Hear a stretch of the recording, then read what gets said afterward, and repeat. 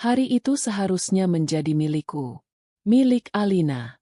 Hari di mana aku akan mengikat janji suci dengan Danu, pria yang selama 2 tahun terakhir berhasil meyakinkanku bahwa cinta sejati tidak memandang status. Aku, yang sengaja menanggalkan semua kemewahan yang melekat pada namaku sejak lahir, merasa telah menemukan pelabuhan terakhirku. Sebuah gedung serbaguna di pinggir kota menjadi saksi bisu pilihan hidupku. Tidak ada pilar-pilar marmer atau lampu kristal yang biasa menghiasi langit-langit rumahku. Yang ada hanya dekorasi bunga kertas, taplak meja dari kain satin sintetis, dan alunan musik dari pengeras suara yang sesekali berbunyi mendengung. Bagiku, semua itu sempurna. Kesederhanaan ini adalah istanaku. Istana yang kubangun bersama Danu. Ibuku, Ibu Riana, duduk di sampingku dengan senyum yang tak pernah pudar. Gaun brokat sederhana yang ia kenakan tampak begitu anggun di tubuhnya yang ringkih. Ia menggenggam tanganku erat, menyalurkan ketenangan yang hanya bisa diberikan oleh seorang ibu. "Kamu cantik sekali, Nak," bisiknya. Matanya berkaca-kaca. Aku membalas senyumnya, merasakan kebahagiaan yang meluap-luap. Semua pengorbananku untuk hidup seperti orang biasa terasa terbayar lunas hari ini. Aku akan menikah dengan pria yang kucintai, dan ibuku ada di sini untuk menyaksikannya. Namun, di seberang meja, ada sepasang mata yang menatap kami dengan tatapan yang berbeda. Ibu Santi, calon ibu mertuaku, tidak pernah bisa menyembunyikan rasa superiornya. Sejak awal perkenalan kami, ia selalu memandangku dan ibuku sebelah mata. Di matanya, kami hanyalah keluarga biasa dari kampung yang beruntung bisa menggaet putranya yang seorang manajer tingkat menengah di sebuah perusahaan swasta. Hari ini pun, di hari yang seharusnya penuh sukacita, ia tak henti-hentinya menebar duri. "Alina, gaunmu ini unik, ya, sederhana sekali," ujarnya saat aku dan Danu berjalan menyambut tamu. Kata, unik, dan sederhana, ia ucapkan dengan penekanan yang membuatnya terdengar seperti hinaan. Danu hanya tersenyum canggung, menarik tanganku seolah memintaku untuk tidak mempedulikannya. Aku menurut. Demi Danu, aku akan menelan semua ini. Saat jamuan makan dimulai, sindiran itu berlanjut. "Wah, cateringnya benar-benar dipilih yang paling hemat." "Ya, Danu, tidak apa-apa, yang penting kan niatnya," katanya cukup keras hingga terdengar oleh beberapa tamu di meja kami. Wajah ibuku sedikit memerah, tapi ia tetap tersenyum. Ia menyendokkan sepotong rendang ke piringku, seolah berkata, "Sabar, Nak." Aku mencoba menikmati makananku, mencoba fokus pada Danu yang duduk di sampingku. Tapi pikiranku terusik. Aku melihat bagaimana Ibu Santi memperlakukan pelayan, dengan bentakan-bentakan kecil dan gestur tangan yang merendahkan. Aku melihat bagaimana ia membandingkan acara pernikahanku dengan pernikahan anak temannya yang diadakan di Hotel Bintang 5. Setiap katanya adalah jarum kecil yang menusuk-nusuk gelembung kebahagiaanku. Danu, suamiku sebentar lagi, hanya diam. Ia tidak membela aku, tidak membela ibuku, tidak membela pilihan kami. Ia hanya sibuk menenangkan ibunya dengan bisikan-bisikan yang tak bisa kudengar. Puncak dari segalanya terjadi begitu cepat, namun terasa begitu lambat di mataku. Ibuku, dengan niat baik, bangkit dari kursinya untuk mengambilkan segelas air untuk Ibu Santi yang baru saja terbatuk. Saat berbalik, tubuhnya yang sudah tidak sekuat dulu tanpa sengaja menyenggol lengan Ibu Santi yang sedang memegang sendok sup. Sedikit kuah, hanya beberapa tetes, mengenai gaun sutra berwarna marun yang dikenakan Ibu Santi. Noda itu kecil, nyaris tak terlihat. "Astaga!" Ibu Santi menjerit. Suaranya melengking tinggi, menarik perhatian seluruh ruangan. Musik berhenti. Semua mata tertuju ke meja kami. "Lihat apa yang kau lakukan." "Gaunku. Kau tahu berapa harga gaun ini? Gajimu setahun pun mungkin tidak cukup untuk menggantinya," bentaknya pada ibuku. Ibuku, dengan wajah pucat pasi, menunduk dalam-dalam. "Maaf, Bu. Saya benar-benar tidak sengaja. Maafkan saya," cicitnya. Tangannya gemetar. Ia mencoba membersihkan noda itu dengan tisu, Namun tangannya ditepis dengan kasar oleh Ibu Santi. Tidak sengaja katamu? Kau iri, kan? Kau sengaja ingin merusak penampilanku di hari pernikahan anakku, kan? Dasar orang kampung tidak tahu aturan. Makian itu terus meluncur, tajam dan menghina. Danu akhirnya berdiri. "Mah, sudah, Mah. Malu didengar orang," katanya pelan, mencoba menarik lengan ibunya. Tapi Ibu Santi sudah dirasuki amarah. Matanya yang nyalang menatap semangkuk sup jagung panas yang masih mengepul di atas meja. Dengan gerakan yang tidak akan pernah kulupakan seumur hidupku, ia meraih mangkuk itu. Aku melihatnya. Aku melihat niat jahat di matanya. Aku ingin berteriak, ingin bergerak, tapi tubuhku membeku. Semua terjadi dalam hitungan detik. Ia mengangkat mangkuk itu dan, dengan sengaja, menyiramkan seluruh isinya ke arah ibuku. Arg! Jeritan kesakitan ibuku memecah keheningan. Sup panas itu tumpah di bagian dada dan lengannya. Gaun brokatnya basah kuyup, dan kulitnya yang putih langsung memerah. Air mata mengalir di pipinya, bukan hanya karena rasa sakit fisik, tapi juga karena penghinaan yang begitu dalam. Hening. Seluruh ruangan terpaku. Para tamu ternganga, tidak percaya dengan apa yang baru saja mereka saksikan. Danu membeku di tempatnya. Mulutnya terbuka, menatap ibunya dengan ngeri. Dalam 1 detik itu, sesuatu di dalam diriku patah. Gelembung kebahagiaan yang kubangun dengan susah payah pecah berkeping-keping. Cinta yang kurasakan untuk Danu menguap, digantikan oleh amarah dingin yang membakar. Eksperimen hidup sederhanaku telah berakhir dengan cara yang paling menyakitkan. Aku bangkit dari kursiku. Gaun pengantinku terasa seperti kostum konyol. Aku berjalan mendekati ibuku, melepas selendang dari bahuku dan dengan lembut menyelimuti lengannya yang melepuh. Aku menatapnya, dan dalam tatapan itu, aku berjanji tanpa suara. Ini tidak akan kubiarkan. Kemudian, aku berbalik. Aku menatap Ibu Santi dengan tatapan yang belum pernah kulihat sebelumnya di cermin. Tatapan dingin, kosong, dan tanpa ampun. Aku berjalan melewati Danu yang masih mematung, meraih mikrofon yang tergeletak di atas panggung kecil. Suaraku tidak bergetar. Suaraku terdengar asing di telingaku sendiri, tenang namun mematikan. "Selamat sore, Bapak dan Ibu sekalian." Aku memulai. Suaraku menggema di seluruh ruangan yang senyap. Semua mata tertuju padaku.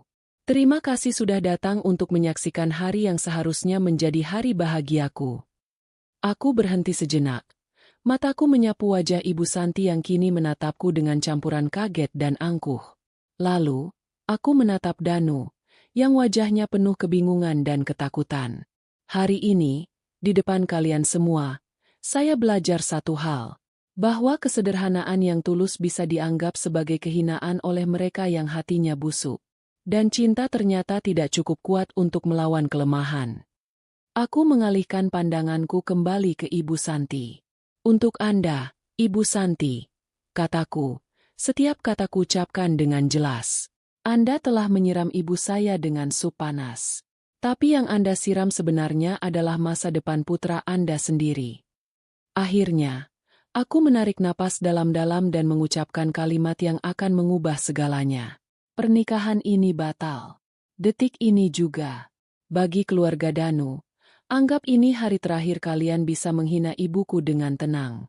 Karena mulai besok, kalian akan belajar arti dari penyesalan. Tanpa menunggu jawaban, tanpa menoleh lagi, aku meletakkan mikrofon itu. Aku kembali ke sisi ibuku, memapahnya berdiri. Dengan kepala tegak, aku menuntun ibuku berjalan keluar dari gedung itu, meninggalkan gaun pengantinku yang ternoda, calon suami yang tak berdaya, dan sebuah surga yang telah terbakar menjadi abu. Langkahku mantap. Di balik punggungku, aku bisa merasakan tatapan ratusan orang, tapi aku tidak peduli. Yang ada di pikiranku hanyalah wajah ibuku yang menahan sakit, dan sebuah sumpah dingin yang mulai terbentuk di dalam hatiku. Mereka akan membayar ini. Perjalanan pulang terasa seperti perjalanan melintasi dimensi lain. Aku masih mengenakan gaun pengantinku, Kain putih yang seharusnya menjadi simbol kebahagiaan kini terasa seperti kain kafan yang membungkus mimpiku yang mati.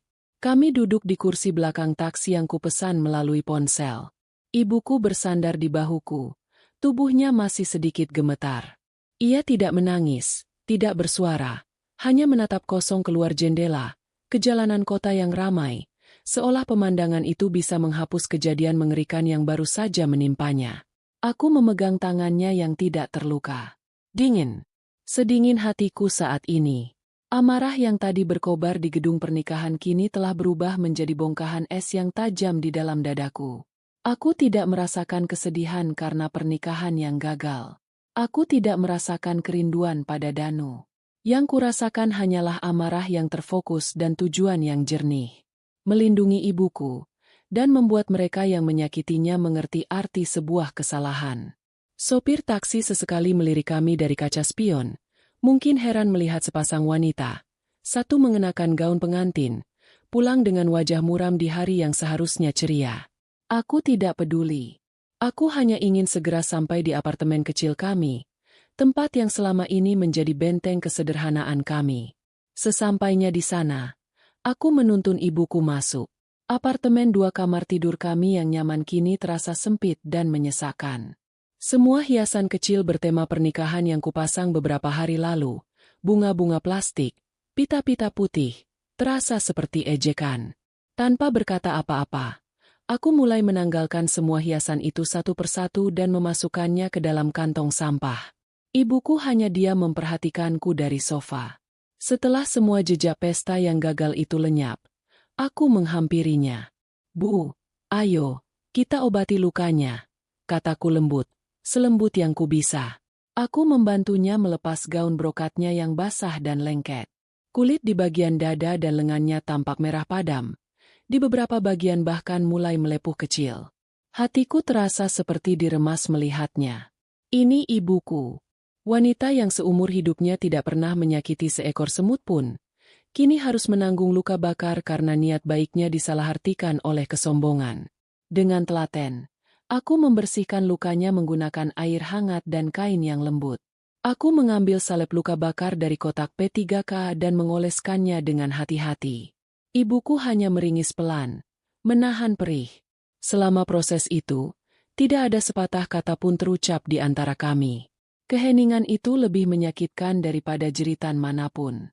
Setelah selesai, aku memakaikannya daster katunnya yang paling nyaman.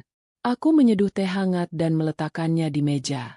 Aku duduk di hadapannya, menunggu. Aku tahu, setelah syoknya reda, perasaan lain akan muncul. Perasaan yang lebih merusak dari luka bakar itu sendiri. Dan benar saja, air mata mulai menggenang di pelupuk matanya. "Alina," panggilnya dengan suara serak. "Maafkan ibu, Nak." Aku menggeleng. Ibu tidak salah apa-apa. Ini semua salah ibu. Isaknya mulai pecah. Seharusnya ibu tidak ceroboh. Seharusnya ibu diam saja. Ibu sudah menghancurkan hari pernikahanmu. Hari yang paling penting untukmu. Air matanya mengalir deras, membasahi pipinya yang mulai menua. "Danu, dia pasti kecewa padamu. Keluarganya ya Tuhan. Apa yang sudah ibu lakukan?" Rasa bersalah. Itulah yang kini meracuni pikirannya. Ia tidak marah pada Ibu Santi. Ia malah menyalahkan dirinya sendiri. Inilah ibuku. Hatinya terlalu murni untuk melihat kejahatan orang lain. Hatiku terasa sakit mendengarnya. Aku berlutut di hadapannya, menggenggam kedua tangannya. "Bu, dengarkan aku," kataku dengan tatapan sungguh-sungguh, memaksanya untuk menatap mataku. "Hari ini tidak hancur karena ibu. Hari ini hancur karena aku memilih pria yang salah. Pria yang tidak punya tulang punggung untuk membela wanita yang katanya ia cintai, dan ibunya. Aku tidak membatalkan pernikahan karena ibu menumpahkan kuah sup. Aku membatalkannya karena sup itu disiramkan ke ibu, dan Danu hanya diam. Aku melihat wajahnya. Bu, dia tidak marah pada ibunya. Dia hanya takut acaranya berantakan. Di saat itu, aku sadar, jika aku menikah dengannya, seumur hidup aku dan ibu akan selalu menjadi pihak yang harus mengalah. Seumur hidup kita akan selalu dianggap rendah. Aku tidak mau hidup seperti itu, Bu. Dan aku tidak akan pernah membiarkan ibu hidup seperti itu. Aku menghapus air matanya dengan ibu jariku. Ini bukan salah ibu. Ini adalah anugerah. Tuhan menunjukkan sifat asli mereka sebelum aku terikat seumur hidup. Kita seharusnya bersyukur, Bu. Bukan bersedih. Kata-kataku sepertinya sedikit menenangkannya. Isaknya mereda. Meski napasnya masih tersengal. Ia menatapku. Tatapan penuh kekhawatiran. Tapi, Nak, kamu mengatakannya di depan semua orang. Kamu mempermalukan mereka. Mereka akan apa, Bu? Potongku. Nada suaraku kini berubah. Rasa dingin itu kembali. Mereka akan membenci kita? Mereka sudah membenci kita sejak awal. Mereka akan membalas? Biarkan saja. Saatnya mereka tahu. Mereka sudah salah memilih lawan. Ibuku menatapku dengan bingung. Tidak mengerti maksud kalimat terakhirku. Selama ini, ia hanya tahu aku bekerja sebagai staf administrasi di sebuah perusahaan kecil, dengan gaji yang cukup untuk kami berdua hidup sederhana. Ia tidak tahu bahwa perusahaan kecil itu adalah salah satu anak perusahaan milik ayahku, yang sengaja kutempatkan di sana untuk mengawasiku dari jauh. Aku membantunya berbaring di sofa, menyelimutinya. Ibu istirahat. Ya, jangan pikirkan apa-apa lagi. Semuanya akan baik-baik saja. Aku janji. Ibuku akhirnya mengangguk. Matanya terlihat lelah. Tak lama kemudian, ia terlelap. Mungkin karena lelah fisik dan mental. Aku menatap wajahnya yang damai dalam tidur. Wajah yang selalu memberiku kekuatan. Wajah yang baru saja dilecehkan di depan umum. Sumpah itu kini telah utuh di dalam hatiku. Bukan lagi sekadar amarah sesaat. Ini adalah sebuah misi. Aku tidak akan menghancurkan mereka dengan cara yang sama kotornya. Aku tidak akan menyiram mereka dengan sup panas. Aku akan mengambil apa yang paling mereka banggakan, status sosial dan harga diri mereka. Aku akan membuat mereka sadar bahwa kesombongan mereka telah membuat mereka kehilangan sesuatu yang jauh lebih berharga daripada menantu dari keluarga kaya. Mereka telah kehilangan kesempatan untuk dihormati. Aku bangkit, berjalan ke kamarku. Aku menanggalkan gaun pengantin yang sudah kotor dan kusut itu, melemparkannya ke sudut ruangan tanpa perasaan. Aku mandi, membersihkan sisa-sisa hari yang mengerikan itu dari tubuhku. Saat aku keluar dari kamar mandi, aku merasa seperti orang yang berbeda. Alina yang sederhana, yang naif, yang percaya pada dongeng cinta, telah mati di gedung pernikahan tadi. Yang tersisa adalah Alina Adijaya. Aku mengambil ponselku. Bukan ponsel murah yang biasa kugunakan sehari-hari, tapi sebuah ponsel satelit terenkripsi yang selalu kusembunyikan di dasar lemari. Hanya ada beberapa nomor di dalamnya. Aku menekan satu nomor yang sudah lama tidak kuhubungi. Panggilan itu tersambung dalam 2 detik. Tidak ada sapaan basa-basi. Hanya suara berat dan berwibawa yang langsung ke inti. Ya. Aku menarik napas. Saat aku berbicara, suaraku terdengar asing. Dingin, tajam, dan penuh otoritas yang selama ini sengaja kupendam. Ayah, ini Alina. Ada jeda singkat di seberang sana. Mungkin kaget mendengar nada suaraku. Alina? Ada apa? Nak? Bagaimana pernikahanmu? Bongkahan es di dadaku terasa mengeras. Pernikahannya batal, yah? Apa? Suara ayahku terdengar menajam. Apa yang terjadi? Aku menceritakan semuanya. Singkat, padat, tanpa emosi. Aku menceritakan tentang sindiran Ibu Santi, tentang ketidakpedulian Danu, dan puncaknya, tentang semangkuk sup panas yang mendarat di tubuh ibuku. Aku tidak menangis. Aku hanya melaporkan fakta. Keheningan di ujung telepon terasa berat dan mencekam. Aku bisa membayangkan wajah ayahku. Wajah yang selalu tenang dan tersenyum, kini pasti mengeras seperti batu. Setelah keheningan yang terasa seperti selamanya, ayahku akhirnya berbicara. Suaranya rendah, nyaris seperti geraman. Suara yang biasa didengar oleh para direkturnya saat mereka melakukan kesalahan fatal. Di mana kamu sekarang? Di apartemen. Ibu sedang tidur. Tetap di sana. Jangan kemana-mana. Kirimkan nama lengkap calon suamimu dan nama perusahaan keluarganya. Sudah kukirim ke email ayah 5 menit yang lalu. Jawabku. Aku sudah mempersiapkan ini. Terdengar helaan napas berat dari seberang. Bagus. Katanya. Istirahatlah. Nak, temani ibumu. Sisanya, biar ayah yang urus. Tidak, Yah, potongku cepat. Mengejutkan ayahku dan diriku sendiri. Jangan ayah yang urus. Kali ini, biar aku. Terjadi keheningan lagi. Tapi kali ini berbeda. Aku bisa merasakan ada sedikit rasa bangga dalam keheningan itu. Apa rencanamu? Tanya ayahku. Aku akan kembali ke kantor pusat besok pagi. Aku butuh akses penuh ke divisi hukum dan investasi. Aku akan membuat mereka datang memohon, bukan pada ayah, tapi pada ibu. Aku ingin mereka belajar bahwa harga dari semangkuk sup itu adalah seluruh harga diri mereka. Sebuah senyum tipis terukir di bibirku. Senyum pertama sejak insiden tadi. Itu bukan senyum bahagia. Itu adalah senyum seseorang yang telah menemukan tujuannya. Di seberang telepon, ayahku terkekeh pelan. Sebuah kekehan yang dingin dan penuh janji. Baiklah, putriku sudah pulang. Ruanganmu dan semua akses yang kau butuhkan akan siap besok pagi. Selamat datang kembali, Alina Adijaya. Panggilan itu berakhir. Aku meletakkan ponsel itu di meja. Aku berjalan ke jendela, menatap gemerlap lampu kota yang tak pernah tidur. Kota yang sama, tapi kini kulihat dengan mata yang berbeda. Selama ini aku lari dari dunia ini, dari nama Adijaya. Malam ini, aku akan merengkuhnya kembali.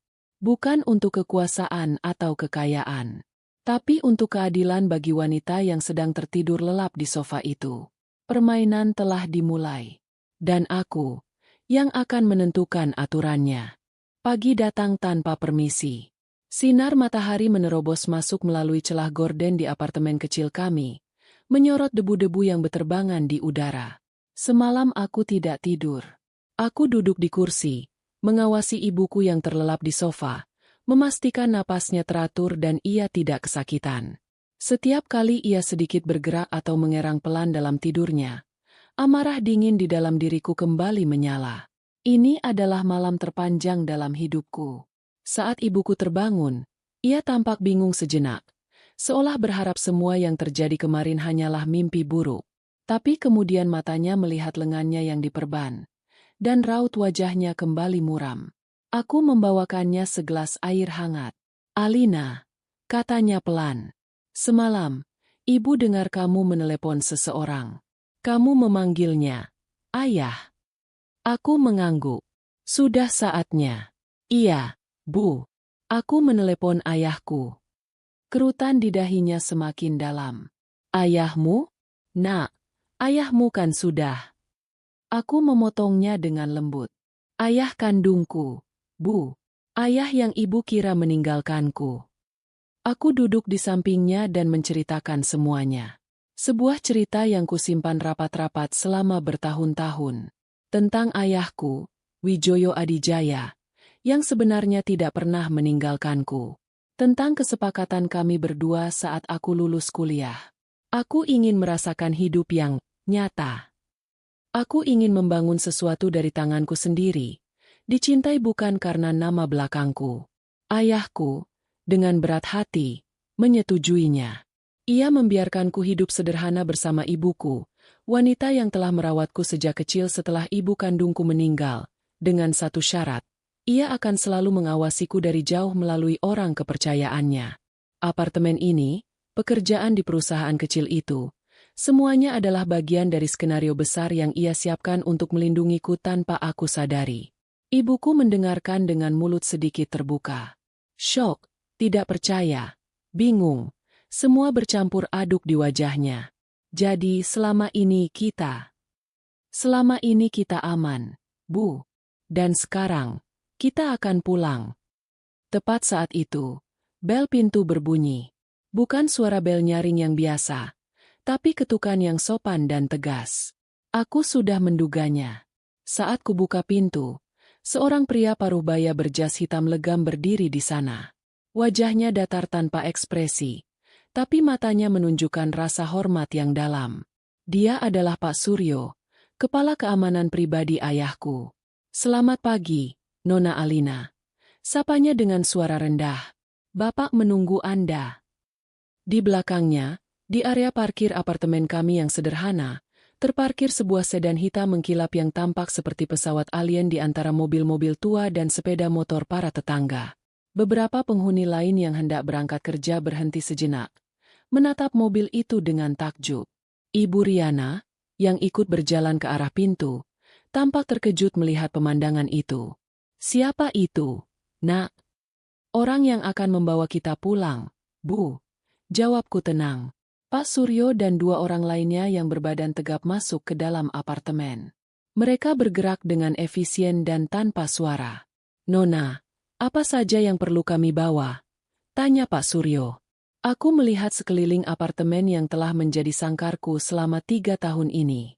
Semua perabotan, piring, gelas, semuanya adalah simbol dari kehidupan yang telah gagal. "Hanya pakaian kami dan album foto di atas meja itu," kataku. "Sisanya, tinggalkan saja." Ibuku masih tampak linglung. "Tapi, Nak, ini barang-barang kita." Aku memegang bahunya. "Bu, kita akan punya yang lebih baik.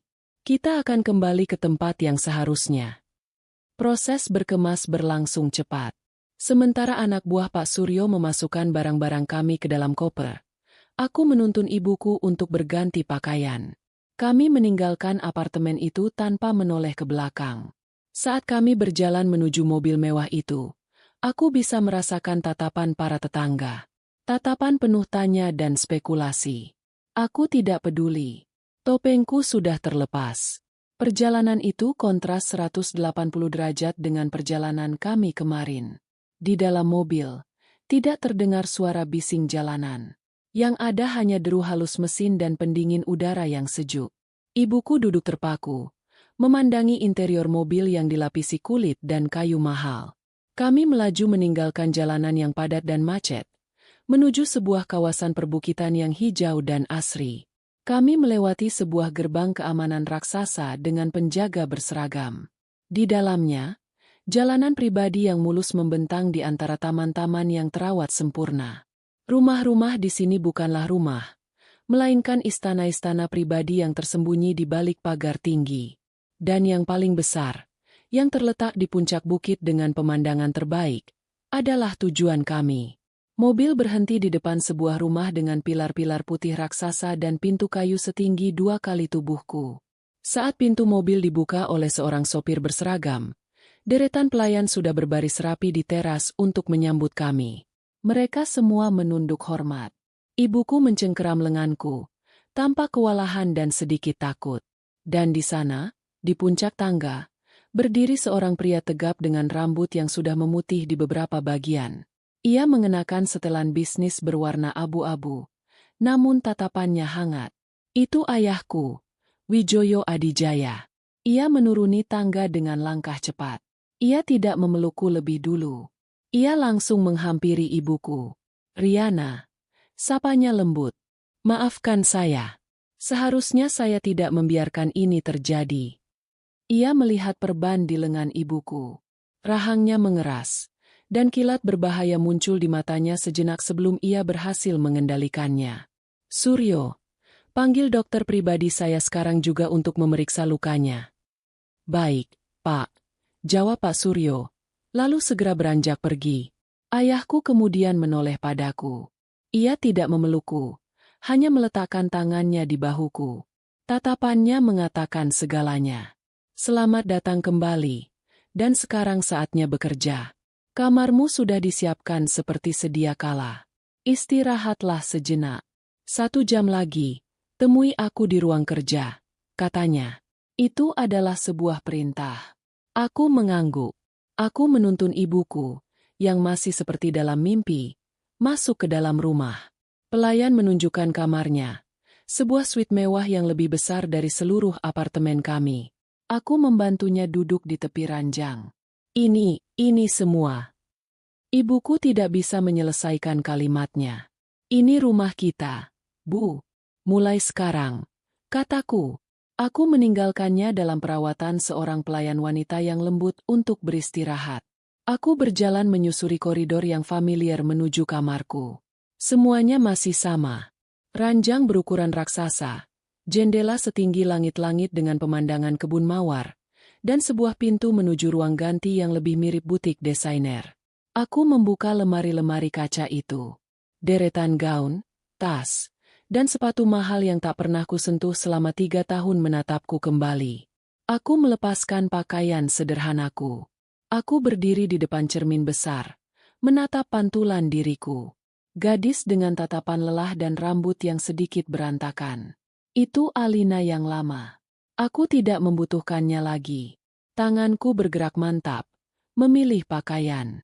Bukan gaun, tapi sebuah setelan celana panjang berwarna biru tua dari bahan terbaik, kemeja sutra putih, dan sepasang sepatu hak tinggi yang tajam. Aku menata rambutku ke belakang menjadi sebuah sanggul yang rapi dan tegas. Aku memoles wajahku dengan riasan tipis, cukup untuk menutupi kelelahan dan menonjolkan ketajaman tulang pipiku. Saat aku menatap cermin lagi, orang yang balas menatapku adalah orang yang berbeda. Posturku tegak, tatapanku dingin, dan ada aura kekuasaan yang tak terbantahkan mengelilingiku. Ini adalah Alina Adijaya, pewaris tunggal grup Adijaya, dan dia datang untuk berperang. 1 jam kemudian, tepat waktu, aku mengetuk pintu ruang kerja ayahku. Ruangan itu dilapisi kayu gelap dan dipenuhi rak-rak buku yang menjulang tinggi. Di satu sisi, sebuah jendela besar menampilkan pemandangan kota dari atas bukit. Ayahku duduk di belakang mejanya yang besar, dan di hadapannya duduk 2 orang pria berjas lainnya. Aku mengenali mereka sebagai kepala tim hukum dan kepala tim investasi grup Adijaya. Di layar besar yang terpasang di dinding, terpampang sebuah diagram. Di tengah-tengah diagram itu ada sebuah logo perusahaan, PT Jaya Abadi. Di sekelilingnya ada foto-foto dan data. Foto Danu, foto Ibu Santi, foto Ayah Danu, Bapak Hartono, daftar aset mereka, daftar klien mereka, daftar utang mereka di bank. Semuanya sudah terpampang di sana. Tim ayahku bekerja dengan sangat cepat. Ayahku memberi isyarat agar aku duduk. Mereka perusahaan pemasok bahan bangunan kelas menengah, kata kepala tim investasi, memulai penjelasannya. Klien terbesarnya, PT Graha Sentosa, menyumbang 40% pendapatan mereka. Mereka punya pinjaman yang cukup besar di Bank BCA dan Mandiri untuk ekspansi usaha. Marin keuntungan mereka tipis. Mereka sangat rentan.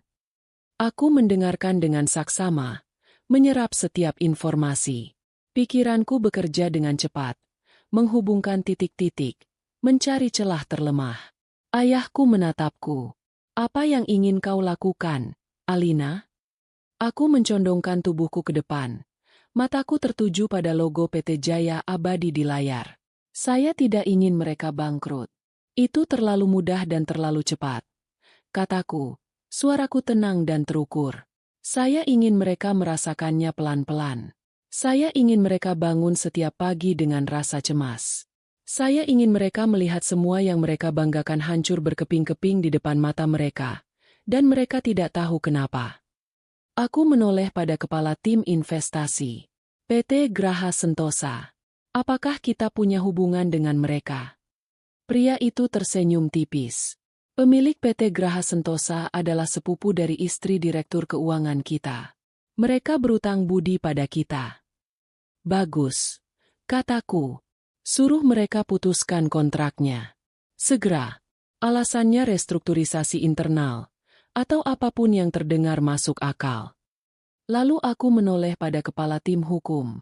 Bang, saya ingin bank meninjau ulang semua fasilitas kredit PT Jaya Abadi.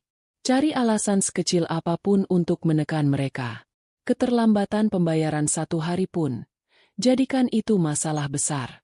buat mereka sulit mendapatkan modal kerja. Terakhir, aku menatap ayahku.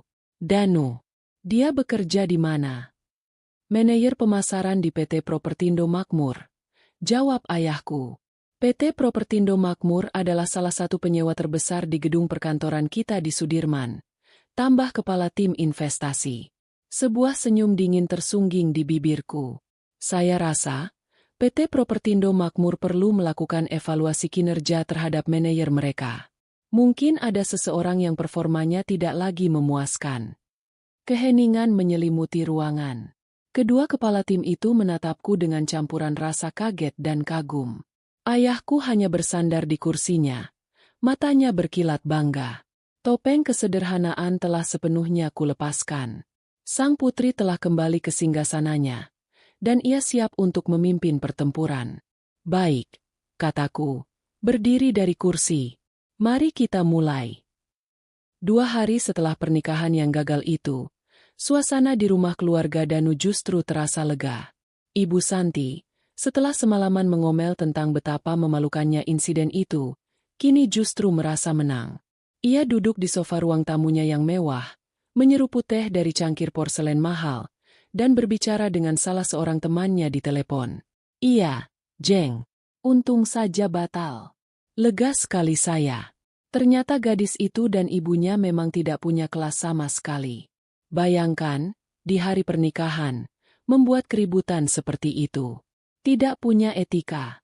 Untung anakku, Danu, terbebas dari mereka. Dia pantas mendapatkan menantu dari keluarga terpandang, bukan gembel seperti itu. Danu, yang baru saja pulang kerja, mendengar percakapan ibunya dan hanya bisa menghela napas. Ia berjalan ke kamarnya dengan lesu. Di satu sisi, ia merasa malu dengan kelakuan ibunya. Tapi di sisi lain, ia juga merasa kesal pada Alina. Bagaimana bisa Alina mempermalukan keluarganya seperti itu di depan semua orang? Egonya sebagai laki-laki terluka. Ia mencoba meyakinkan dirinya sendiri bahwa ini adalah yang terbaik. Alina terlalu keras kepala, dan hidup bersamanya pasti akan sulit. Ayahnya, Bapak Hartono, adalah yang paling pragmatis. Sudahlah, tidak usah dibahas lagi, katanya pada istrinya setelah Ibu Santi menutup telepon. Yang penting sudah selesai. Sekarang fokus saja pada bisnis. Proyek perumahan di Bekasi itu akan segera dimulai. Keuntungan kita akan besar. Mereka bertiga makan malam dengan suasana yang hampir normal. Seolah-olah tidak pernah ada gadis bernama Alina dalam hidup mereka. Mereka adalah keluarga terpandang di lingkungan mereka. Bisnis mereka berjalan lancar, dan masa depan tampak cerah.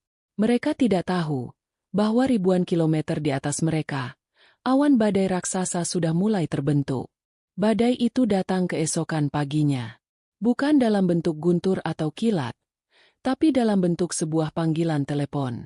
Bapak Hartono sedang menikmati kopinya sambil membaca koran saat ponselnya berdering. Nama yang tertera adalah Pak Gunawan, PT Graha Sentosa. Itu adalah klien terbesar mereka. Selamat pagi, Pak Gunawan. Sapa Pak Hartono dengan ceria. Pagi, Pak Hartono. Balas suara di seberang dengan nada kaku. Maaf mengganggu. Saya menelepon untuk memberitahukan bahwa, dengan sangat menyesal, kami harus membatalkan kontrak pengadaan bahan bangunan dengan PT Jaya Abadi. Pak Hartono nyaris tersedak kopinya. Apa? Dibatalkan? Tapi kenapa? Kontrak kita masih berjalan 3 tahun lagi. Kita tidak pernah ada masalah. Ini keputusan dari manajemen pusat, Pak. Ada restrukturisasi besar-besaran. Kami harus memotong banyak sekali pos pengeluaran. Ini tidak ada hubungannya dengan kinerja perusahaan Bapak. Ini murni keputusan internal kami. Surat resminya akan segera kami kirimkan. Suara itu terdengar final dan tidak bisa diganggu-gugat. Panggilan itu berakhir. Pak Hartono duduk terpaku. Koran terlepas dari tangannya. 40% pendapatan perusahaannya baru saja lenyap dalam percakapan telepon 3 menit. Ia mencoba menenangkan dirinya. Ini bisnis. Hal seperti ini kadang terjadi. Ia harus segera mencari klien baru. Meski begitu, Rasa cemas mulai merayap di hatinya. Masalah tidak berhenti di situ. Siangnya, kepala gudang meneleponnya dengan panik. "Pak, pemasok semen kita, PT Perkasa Beton, tiba-tiba menolak mengirim barang.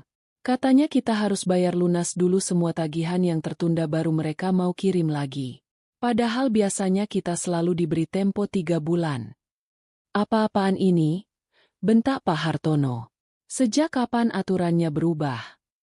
Di saat yang bersamaan, Danu mendapat email dari atasannya. Rapat penting yang seharusnya ia pimpin besok dibatalkan. Proyek baru yang dijanjikan padanya diberikan kepada rekan kerjanya. Saat ia mencoba bertanya pada atasannya, jawabannya sangat dingin. "Kinerjamu sedang dalam evaluasi, Danu. Untuk sementara, kerjakan saja tugas-tugas rutinmu." Danu merasa seperti dipukul. Evaluasi? Kinerjanya selalu menjadi yang terbaik. Promosi yang sudah di depan mata kini terasa menjauh. Malam itu, suasana di meja makan keluarga Danu sangat berbeda. Tidak ada lagi kelegaan atau kesombongan. Yang ada hanya ketegangan. "Ada apa sebenarnya ini?" tanya Ibu Santi dengan cemas setelah mendengar semua kabar buruk itu. "Kenapa tiba-tiba semua jadi begini? Ini pasti karena gadis pembawa sial itu." "Jangan mulai lagi dengan tahayulmu, Mah." sentak Pak Hartono. Stres terlihat jelas di wajahnya. "Ini masalah bisnis. Pasti ada sesuatu yang tidak beres." "Tapi ini aneh, Pak. Semuanya terjadi bersamaan," kata Danu.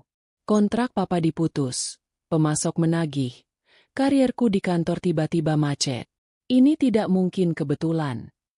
Selama beberapa hari berikutnya, keadaan semakin memburuk. Badai itu terus menghantam tanpa henti. Sebuah tim inspeksi dari Dinas Tata Kota tiba-tiba datang ke lokasi proyek mereka dan menemukan belasan pelanggaran kecil yang biasanya bisa diselesaikan dengan uang damai. Tapi kali ini, mereka sangat kaku. Proyek itu disegel, dihentikan sementara. Kerugian membengkak setiap harinya. Lalu, pukulan yang paling telak datang dari bank.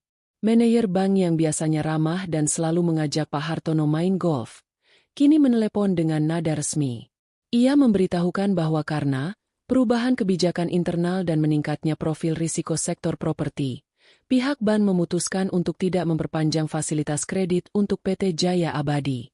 Mereka bahkan diminta untuk segera melunasi sebagian pinjaman mereka yang akan jatuh tempo bulan depan.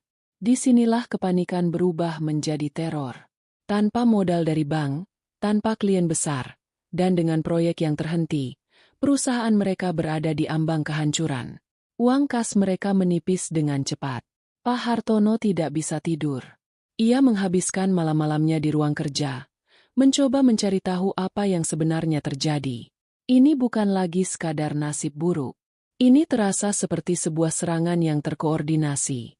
Seseorang yang sangat kuat sedang mencoba menghancurkan mereka. Tapi siapa? Dan kenapa? Ia mencoba menghubungi relasi-relasinya, mencoba mencari tahu. Ia menelepon Pak Gunawan dari PT Graha Sentosa lagi, memohon penjelasan. Setelah didesak berkali-kali, Pak Gunawan akhirnya menyerah. "Pak Hartono, dengar," bisiknya di telepon. Suaranya terdengar takut. "Saya tidak bisa bicara banyak. Ini perintah dari atas. Sangat atas." "Atas siapa?" desak Pak Hartono.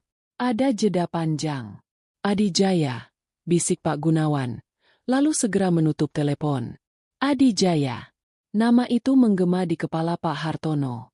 Grup Adijaya. Raksasa properti dan pertambangan itu.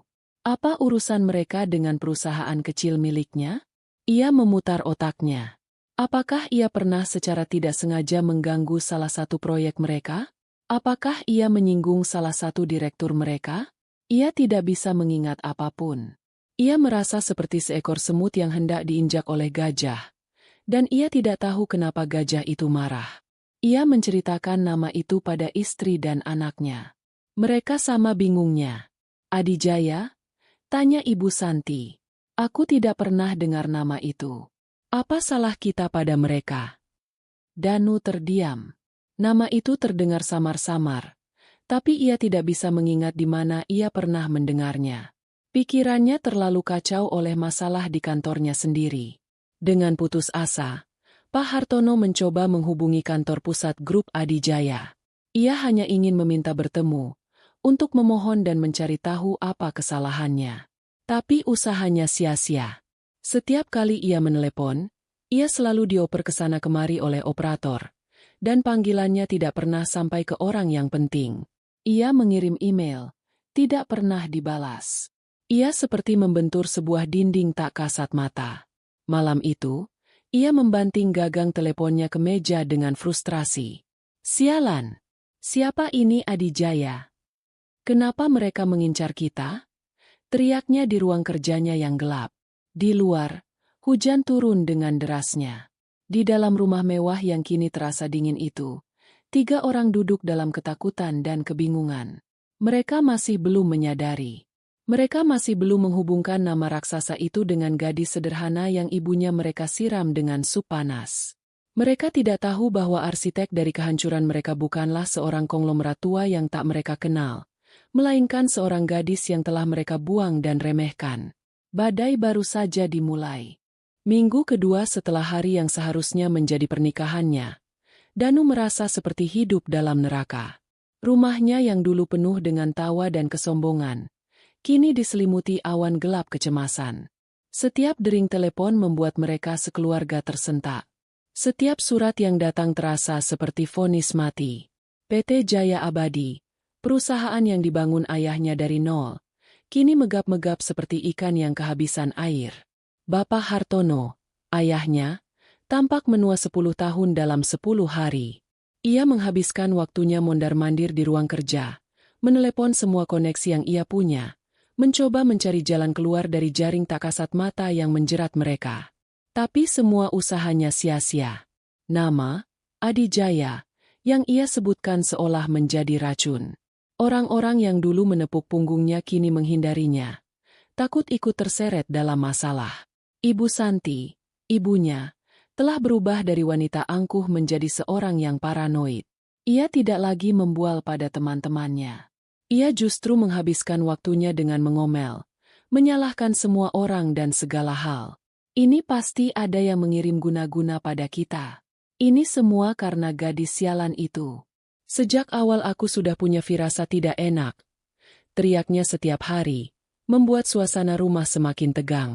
Danu sendiri merasa terjepit dari segala arah. Di kantor, ia diperlakukan seperti pesakitan. Rekan-rekan yang dulu iri padanya kini menatapnya dengan pandangan mengejek. Atasan yang dulu memujinya kini memberinya tugas-tugas remeh. Ia tahu, karirnya sudah tamat. Promosi itu hanyalah mimpi yang kini telah lenyap. Setiap malam, mereka bertiga akan duduk di meja makan dalam keheningan yang menyiksa, hanya ditemani suara denting sendok dan garpu. Malam ini, ayahnya meletakkan sendoknya dengan kasar. "Aku sudah buntu," kata Pak Hartono. Suaranya serak karena lelah. Tidak ada yang mau membantu. Nama Adijaya itu seperti tembok raksasa yang tidak bisa ditembus. "Lalu kita harus bagaimana, Pak?" Isak Ibu Santi. "Rumah kita akan disita bank. Perusahaan akan bangkrut. Kita akan jadi gelandangan." Danu hanya diam, pikirannya berputar.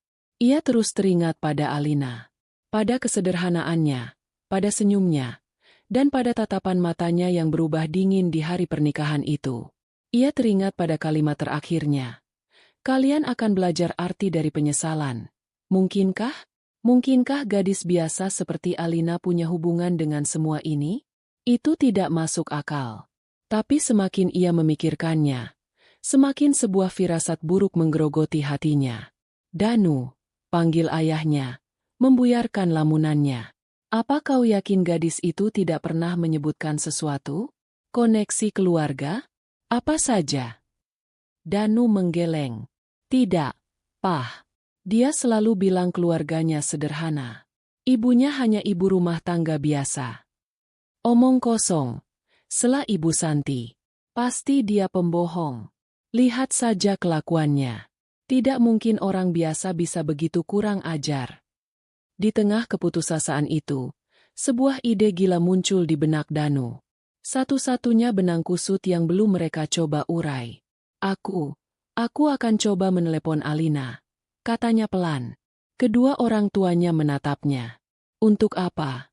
Tanya ayahnya skeptis. Apa urusannya gadis itu dengan grup Adijaya? Aku tidak tahu, Pah, tapi hanya ini yang tersisa. Aku harus bertanya padanya. Setidaknya untuk menenangkan pikiranku. Ibu Santi mencibir. Mau merendahkan diri menelepon gadis itu? Setelah dia mempermalukan kita. Harga diri kita sudah tidak ada artinya lagi. Mah. Bentak Danu. Emosinya akhirnya meledak. Perusahaan diambang kehancuran. Dan mamah masih bicara soal harga diri. Malam itu, Danu mengurung diri di kamarnya. Ia mencari nomor lama Alina di ponselnya. Saat ia coba hubungi, hanya suara operator yang menjawab. Nomor yang Anda tuju sudah tidak aktif. Hatinya mencelos. Jejak Alina seolah terhapus dari bumi. Rasa paniknya semakin menjadi. Keesokan harinya, dengan putus asa, ia pergi ke kompleks apartemen tempat Alina dulu tinggal. Ia berharap bisa bertemu dengannya, atau setidaknya bertanya pada tetangga. Namun, saat ia tiba di depan pintu unit apartemen itu, seorang wanita asing yang membukakan pintu. Maaf, cari siapa ya? Tanya wanita itu. Saya mencari Alina, penghuni sebelumnya, jawab Danu. Oh, Mbak Alina sudah pindah seminggu yang lalu. Persis setelah hari pernikahannya yang batal itu, kata wanita itu, menatap Danu dengan pandangan ingin tahu. Saya penyewa baru di sini. Danu merasa lemas. Ia bertanya pada beberapa tetangga lain dan petugas keamanan. Tapi tidak ada yang tahu kemana Alina pergi. Mereka hanya tahu ia dijemput oleh sebuah mobil hitam yang sangat mewah. Mobil mewah. Detail itu membuat jantung Danu berdebar kencang. Ia tidak menyerah. Ia teringat pada Dina, teman kerja Alina di kantor lamanya yang pernah dikenalkan padanya. Ia mencari nama Dina di media sosial dan berhasil menemukannya. Dengan perasaan malu, ia mengirim pesan, memohon nomor baru Alina. Beberapa jam kemudian, Dina membalas. Balasannya singkat dan dingin. Aku tidak tahu apa masalahmu dengan Alina. Tapi dia sudah banyak berubah. Jangan sakiti dia lagi. Di bawah pesan itu, tertera sederet nomor baru. Danu menatap nomor itu selama hampir 1 jam. Ia ragu, takut, dan malu. Tapi bayangan wajah ayahnya yang putus asa dan isak tangis ibunya mendorongnya. Ia harus melakukan ini. Dengan tangan gemetar, ia menekan tombol panggil. Panggilan itu tersambung. Tapi suara yang menjawab bukanlah suara Alina yang lembut yang ia kenal. Itu adalah suara wanita lain yang jernih dan profesional. Selamat sore.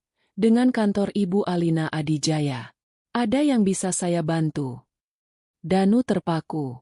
Otaknya membeku. Ibu Alina Adijaya. Nama itu, Adijaya. Nama yang sama dengan yang disebut Pak Gunawan.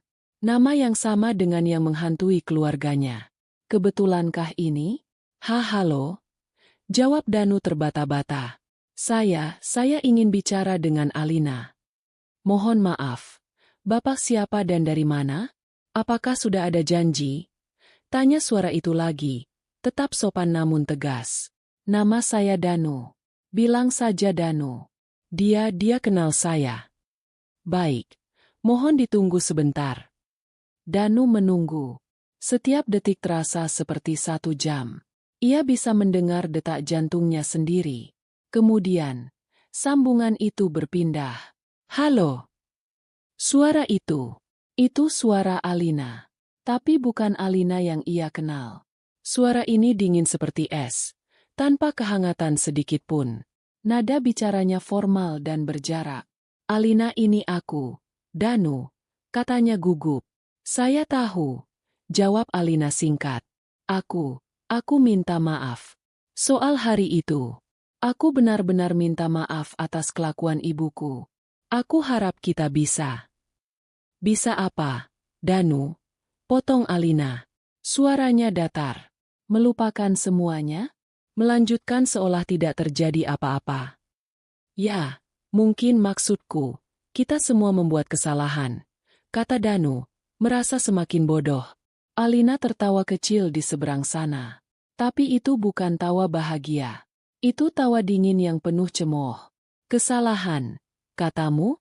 Ibumu dengan sengaja melecehkan ibuku di depan umum. Itu bukan kesalahan. Itu adalah pilihan. Danu menelan ludah. Ia sadar basa-basi tidak akan berhasil. Ia harus langsung ke intinya. Alina, aku tahu aku tidak pantas bertanya. Tapi, keluargaku, bisnis ayahku hancur. Semuanya terjadi setelah hari itu. Kami punya masalah dengan grup Adijaya. Ia mengucapkan nama itu dengan hati-hati, mengamati reaksi Alina. Alina terdiam sejenak. Danu menahan napas. Lalu, jawab Alina akhirnya, dengan nada pura-pura tidak mengerti. Apa hubungannya denganku? Kenapa kau menanyakan soal grup Adijaya padaku? Bukankah menurut keluargamu, aku ini hanya gadis kampung miskin yang tidak punya apa-apa? Setiap kata dalam kalimat itu adalah tamparan. Sarkasme yang begitu tajam membuat Danu merasa terhina sekaligus ketakutan. Alina, tolonglah. Mohon Danu. Suaranya kini terdengar putus asa. Jika memang kamu ada di balik semua ini, aku mohon, hentikan. Hukum aku saja. Jangan orang tuaku. Alina kembali tertawa. Kali ini lebih lama. Menarik sekali. Danu, baru sekarang kau bicara soal melindungi orang tuamu. Di mana keberanianmu saat ibumu menyiram ibuku dengan sup panas? Kau hanya berdiri di sana, seperti pengecut. Lebih khawatir acaramu rusak daripada martabat ibuku. Sekarang, saat perusahaan ayahmu yang terancam, kau baru berani memohon. Alina. Dengar, Danu, potong Alina. Nadanya kini berubah menjadi sangat serius dan mematikan. Prioritasmu selalu salah. Kau tidak menelepon untuk menanyakan kabar ibuku yang kulitnya melepuh. Kau menelepon karena uang ayahmu habis. Itu menunjukkan siapa dirimu sebenarnya. Sebelum Danu bisa menjawab, Alina melanjutkan. Saya sedang sibuk. Banyak perusahaan yang harus saya urus. Jangan hubungi nomor ini lagi. Klik. Panggilan itu berakhir. Danu menatap ponsel di tangannya. Kosong. Ibu Alina Adijaya. Banyak perusahaan yang harus saya urus. Kenapa kau menanyakan soal grup Adijaya padaku? Semua potongan puzzle itu kini mulai menyatu di kepalanya, membentuk sebuah gambaran yang begitu mengerikan, begitu mustahil, hingga ia tidak berani mempercayainya. Ia berjalan gontai keluar dari kamarnya. Ayah dan ibunya langsung menatapnya dengan penuh harap. Bagaimana, Danu? Apa katanya? Tanya Pak Hartono. Danu menatap kedua orang tuanya. Wajahnya pucat pasi. Ia menceritakan percakapannya di telepon. Tentang suara sekretaris, tentang panggilan Ibu Alina Adijaya, tentang jawaban Alina yang dingin dan penuh sarkasme. Ibu Santi menggelengkan kepalanya dengan histeris. Tidak mungkin. Itu tidak mungkin. Dia pasti hanya menggertak. Dia membayar orang untuk berpura-pura. Dia ingin kita takut. Tapi Pak Hartono, sang pebisnis, melihat sesuatu yang lain. Ia melihat sebuah pola yang mengerikan. Dia tidak menyangkalnya. Danu, desisnya. Matanya menyiratkan ketakutan yang luar biasa. Dia tidak bilang, aku tidak tahu apa-apa. Dia mengelak dan mengejek kita. Dia tahu segalanya. Ia menatap putranya dengan tatapan tajam. Kita salah fokus selama ini. Kita tidak seharusnya menyelidiki grup Adijaya. Kita harus menyelidiki siapa sebenarnya Alina. Setelah panggilan telepon yang mengerikan itu, suasana di rumah keluarga Hartono berubah dari panik menjadi teror yang terfokus. Nama Alina, yang tadinya hanya dianggap sebagai sumber sial, kini menjadi pusat dari misteri yang mengancam menenggelamkan mereka. Bapak Hartono, dengan sisa-sisa uang perusahaan yang ada, mengambil langkah yang belum pernah ia lakukan sebelumnya.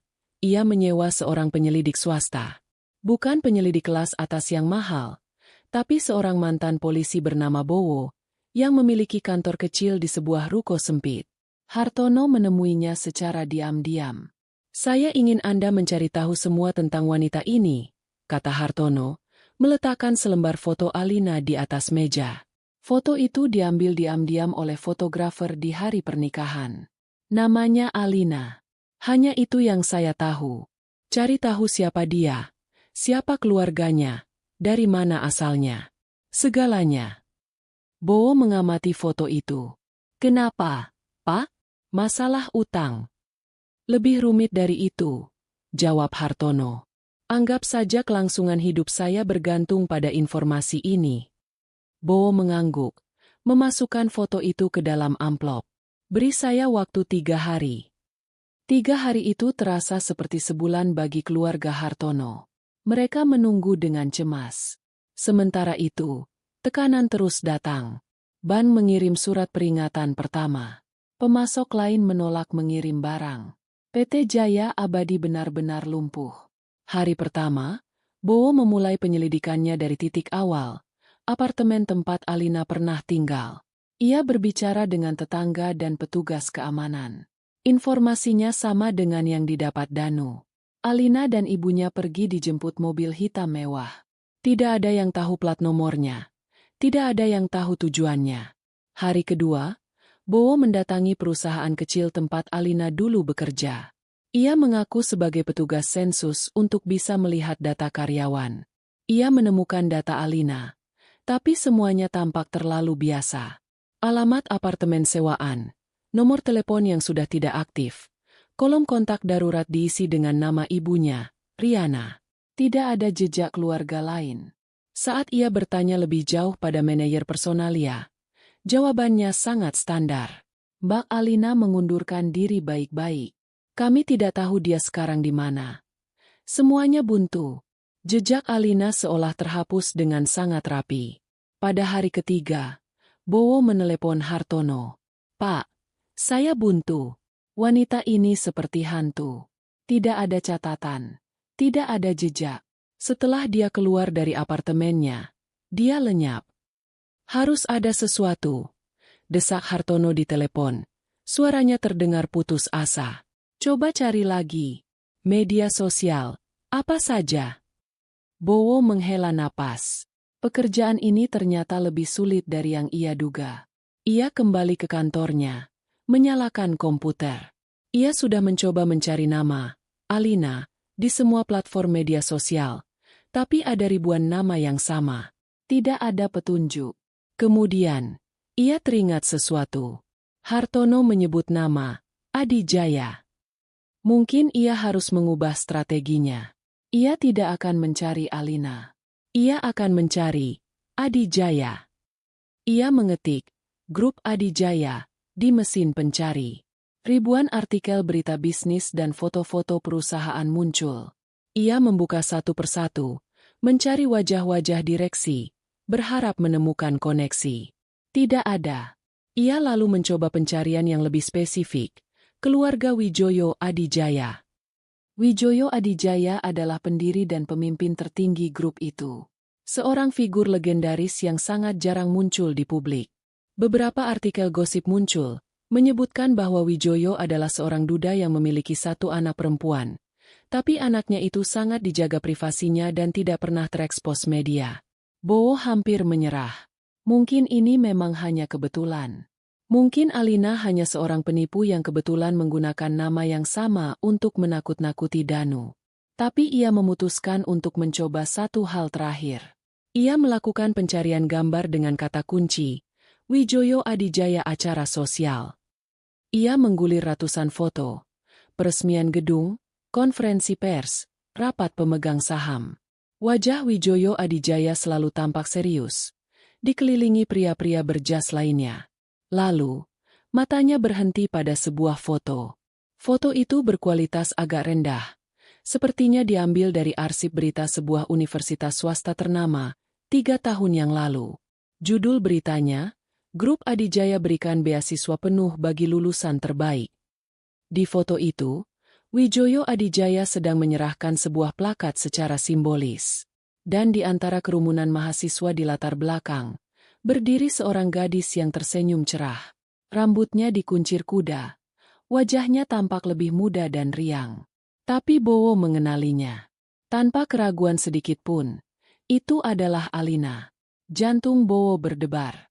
Ia memperbesar foto itu. Alina berdiri agak jauh dari Wijoyo.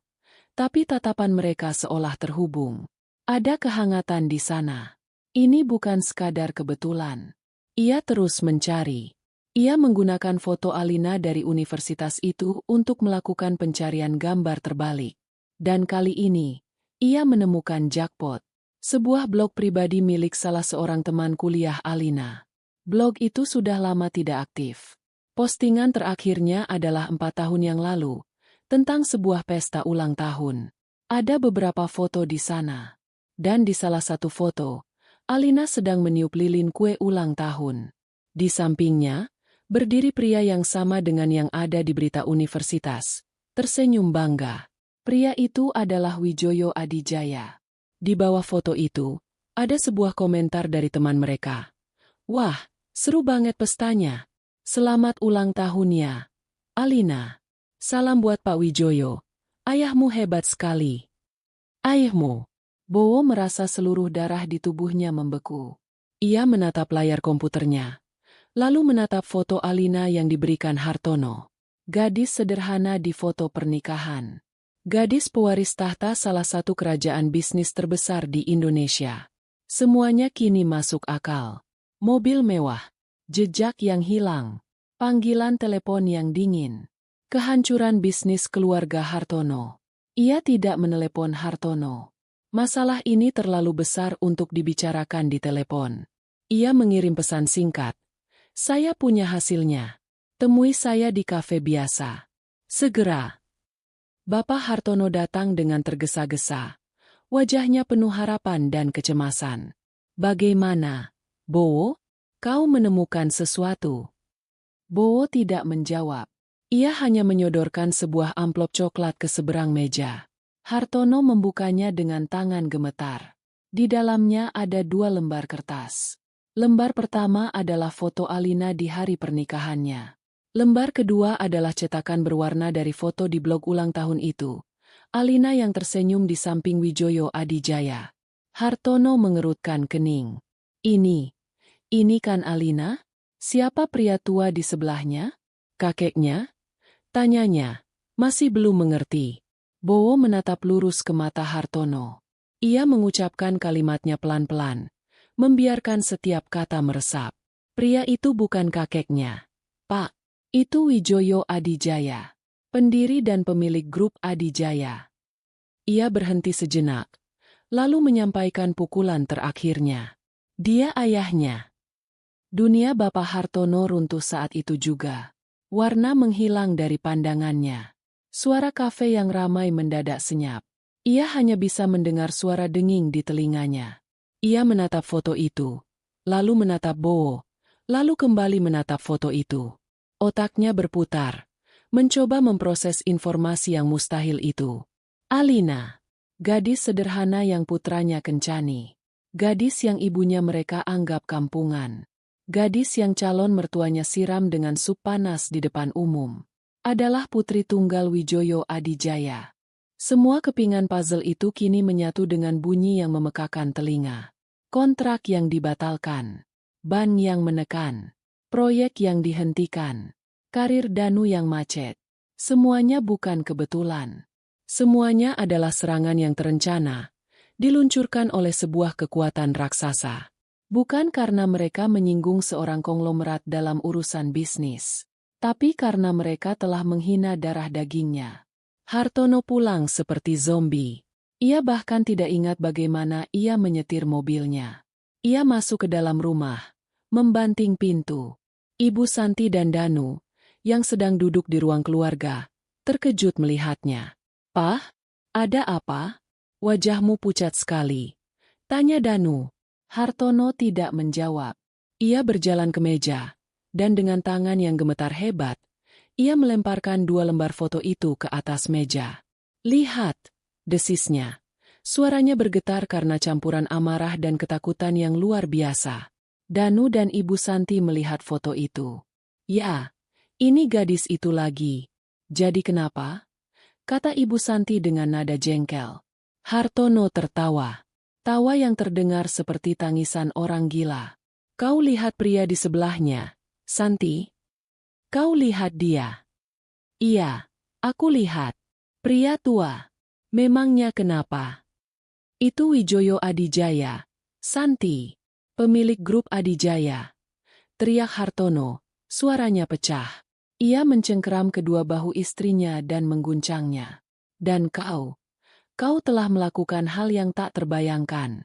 Kau menyiram putri tunggalnya dengan semangkuk sup panas. Hening. Waktu seolah berhenti. Danu menatap foto itu, lalu menatap ayahnya. Mulutnya terbuka, tapi tidak ada suara yang keluar. Ibu Santi perlahan-lahan melepaskan pandangannya dari suaminya, kembali menatap foto di atas meja. Matanya membelalak. Warna perlahan terkuras dari wajahnya yang sombong. Ia teringat setiap kata hinaan yang ia lontarkan pada Alina dan ibunya. Ia teringat pada perbuatannya di pesta pernikahan. Ia teringat pada tawa kemenangannya setelah pernikahan itu batal. Cangkir teh yang ada di meja sampingnya tersenggol oleh tangannya yang gemetar. Cangkir itu jatuh ke lantai marmer, pecah berkeping-keping dengan suara yang nyaring. Tapi Ibu Santi tidak mendengarnya. Ia hanya bisa menatap kosong.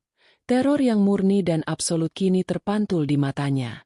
Mereka bukan hanya telah membuat kesalahan. Mereka telah menandatangani surat kematian untuk hidup mereka sendiri. Pecahan cangkir teh di lantai marmer itu seolah menjadi simbol pecahnya dunia keluarga Hartono. Keheningan yang mengikuti teriakan Bapak Hartono lebih menakutkan daripada badai manapun. Ibu Santi merosot ke lantai. Tubuhnya lemas, tatapannya kosong. Kesombongan yang menjadi selubungnya selama puluhan tahun kini luruh, meninggalkan sosok wanita paruh baya yang ringkih dan ketakutan. Ia tidak menangis, tidak menjerit. Syok telah merenggut suaranya. Danu menatap foto Alina dan ayahnya, lalu menatap ibunya yang terpuruk di lantai. Sebuah rasa mual yang hebat naik ke tenggorokannya. Setiap kenangan tentang Alina kini kembali dengan tuduhan yang tajam. Caranya tersenyum saat Danu memberinya hadiah kecil. Matanya yang berbinar saat mereka makan di warung tenda pinggir jalan. Kesabarannya saat mendengarkan keluhan Danu tentang pekerjaan. Semua itu bukan karena ia tidak punya pilihan, tapi karena ia memilihnya. Ia memilih Danu. Dan ia, dengan kelemahannya, telah membiarkan ibunya menghancurkan pilihan itu dengan cara yang paling keji. Rasa bersalah itu begitu besar. Terasa seperti beban fisik yang menekan dadanya hingga ia sulit bernapas. Bapak Hartono, setelah ledakan emosinya, kini tampak seperti orang yang kehabisan napas. Ia terduduk di sofa, menutupi wajahnya dengan kedua tangan. Pikirannya yang biasa tajam dalam urusan bisnis kini lumpuh total. Bagaimana ia bisa melawan? Melawan grup Adijaya sama seperti mencoba menghentikan tsunami dengan seember pasir. Mereka sudah tamat. Bukan hanya bangkrut. Mereka akan terhapus. Malam itu, tidak ada yang bisa tidur. Rumah megah itu terasa seperti sebuah makam yang dingin. Keesokan harinya, kehancuran itu datang dengan kecepatan yang brutal. Dua orang pria berpenampilan resmi dari pihak bank datang dengan membawa surat tugas. Mereka berjalan mengelilingi rumah, mencatat, dan mengambil foto. Mereka sedang melakukan proses appraisal aset yang akan disita. Ibu Santi hanya bisa melihat dari balik gorden kamarnya. Tubuhnya gemetar. Para tetangga yang lewat di depan rumah mereka memperlambat laju mobil, menatap dengan ingin tahu. Kabar kehancuran PT Jaya Abadi pasti sudah menyebar. Penghinaan ini terasa lebih menyakitkan daripada kehilangan harta itu sendiri. Sore harinya, Danu menerima telepon dari bagian personalia kantornya. Ia diminta datang untuk mengambil surat pemberhentian kerja. Tidak ada pesangon besar, hanya gaji bulan terakhir. Alasannya, seperti yang sudah ia duga, adalah efisiensi perusahaan. Saat ia berjalan keluar dari gedung kantornya untuk terakhir kali, membawa sebuah kardus berisi barang-barang pribadinya, ia merasa seperti sampah. Semua mata seolah menatapnya dengan cemooh. Ia tahu, namanya kini masuk dalam daftar hitam tak tertulis. Tidak akan ada perusahaan besar yang berani mempekerjakannya. Pukulan paling telak bagi Ibu Santi datang 2 hari kemudian. Ia, dengan sisa-sisa keberanian yang ada, mencoba datang ke acara arisan rutinnya, berharap bisa berpura-pura semuanya baik-baik saja. Namun, saat ia masuk ke dalam restoran tempat acara itu diadakan, suasana mendadak hening. Teman-temannya, para wanita sosialita yang dulu selalu memujinya, kini menatapnya dengan pandangan aneh. Beberapa langsung membuang muka, berbisik-bisik di belakang kipas tangan mereka. Meja yang biasanya ia tempati bersama teman-teman dekatnya kini penuh, dan tidak ada yang bergeser untuk memberinya tempat. Ia berdiri di sana, di tengah ruangan, sendirian dan terasing. Wanita yang dulu menjadi ratu di lingkaran sosial ini, kini menjadi paria. Ia akhirnya mengerti bagaimana perasaan Ibu Riana saat ia menghinanya di depan umum. Dengan perasaan malu yang membakar, ia berbalik dan lari keluar dari restoran, tak sanggup menahan air matanya lebih lama lagi. Minggu itu, mereka mencapai titik terendah. Surat penyitaan rumah sudah datang. Rekening perusahaan dibekukan. Danu menganggur. Mereka terkurung di dalam rumah yang sebentar lagi bukan lagi milik mereka. Terperosok dalam keputusasaan. Malam itu, di ruang makan yang gelap karena mereka sengaja tidak menyalakan semua lampu untuk menghemat listrik, pertengkaran hebat akhirnya meletus. "Ini semua salahmu, Santi," teriak Bapak Hartono, menunjuk istrinya dengan jari gemetar. "Jika bukan karena kesombonganmu, jika kau tidak merasa lebih tinggi dari semua orang, kita tidak akan seperti ini. Kau menghancurkan hidup kita semua hanya karena beberapa tetes kuah sup." "Aku tahu," isak Ibu Santi, suaranya parau. "Aku tahu ini salahku. Apa kau pikir aku tidak menyesal? Setiap malam aku tidak bisa tidur, membayangkan wajah gadis itu dan ibunya. Aku salah. Aku tahu aku salah." "Penyesalanmu tidak ada gunanya sekarang," balas Hartono. "Cukup," teriak Danu, memukul meja. "Menyalahkan ibu tidak akan mengubah apapun. Aku juga salah. Aku yang paling salah. Seharusnya aku membelanya hari itu. Seharusnya aku menghentikan ibu. Seharusnya aku menjadi laki-laki. Tapi aku tidak melakukannya. Aku hanya diam.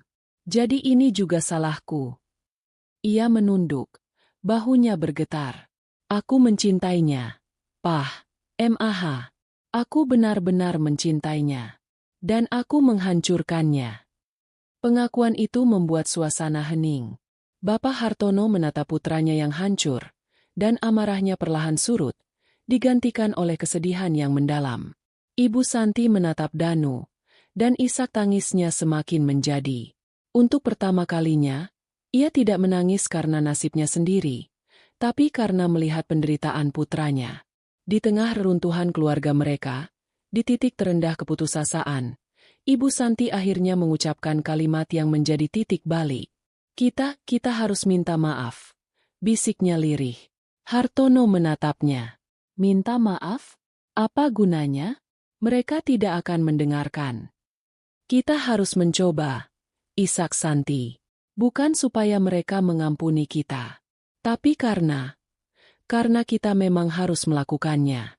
Aku harus minta maaf pada Ibu Riana. Aku harus bersujud di kakinya jika perlu. Aku tidak peduli dengan perusahaan atau rumah ini lagi. Aku hanya ingin menebus dosaku." Danu mengangkat kepalanya, menatap ibunya dengan tidak percaya. Kesombongan itu telah benar-benar hilang, digantikan oleh penyesalan yang tulus. Bapak Hartono menghela napas panjang. Ia tahu, ini bukan lagi strategi bisnis. Ini adalah satu-satunya jalan menuju penebusan, sekecil apapun kemungkinannya. "Baiklah," katanya pasrah. "Kita akan mencoba. Kita akan memohon untuk bertemu. Kita akan membuang sisa harga diri kita yang terakhir." Keputusan itu tidak memberikan kelegaan, tapi memberikan mereka tujuan. Sebuah tujuan yang menyakitkan dan memalukan. Tapi setidaknya itu adalah sebuah langkah. Mereka akan mencoba menghadapi badai yang mereka ciptakan sendiri, dengan harapan, sekecil apapun, untuk menemukan pengampunan di pusat badai itu. Memohon untuk sebuah pertemuan ternyata jauh lebih sulit daripada yang mereka bayangkan. Bapak Hartono menghabiskan 2 hari penuh mencoba menghubungi kantor pusat grup Adijaya. Setiap panggilannya ditolak dengan sopan namun tegas oleh operator yang terlatih. Mohon maaf, jadwal Bapak Wijoyo sudah penuh hingga akhir tahun. Email yang ia kirim ke alamat umum perusahaan tidak pernah dibalas. Mereka seperti mencoba berbicara pada sebuah benteng batu yang kokoh. Putus asa, Hartono melakukan hal yang paling memalukan dalam hidupnya. Ia pergi ke Menara Adijaya. Ia tidak bisa masuk lebih jauh dari lobi, tapi ia berdiri di sana selama 8 jam, dari pagi hingga sore, berharap bisa mencegat seseorang yang penting. Ia hanya tampak seperti pria paruh baya putus asa yang menyedihkan di antara para eksekutif muda yang lalu lalang dengan langkah cepat. Ia diabaikan, dianggap tidak ada. Di hari kedua usahanya yang sia-sia, saat ia hendak menyerah, seorang wanita muda berpenampilan rapi menghampirinya. "Bapak Hartono?" tanyanya. Hartono mengangguk lemah. "Saya asisten pribadi Nona Alina," kata wanita itu. "Pesan Anda sudah diterima. Bapak Wijoyo Adijaya akan memberikan waktu untuk Anda dan keluarga. Besok, pukul 2 siang, di lantai 80. Jangan terlambat."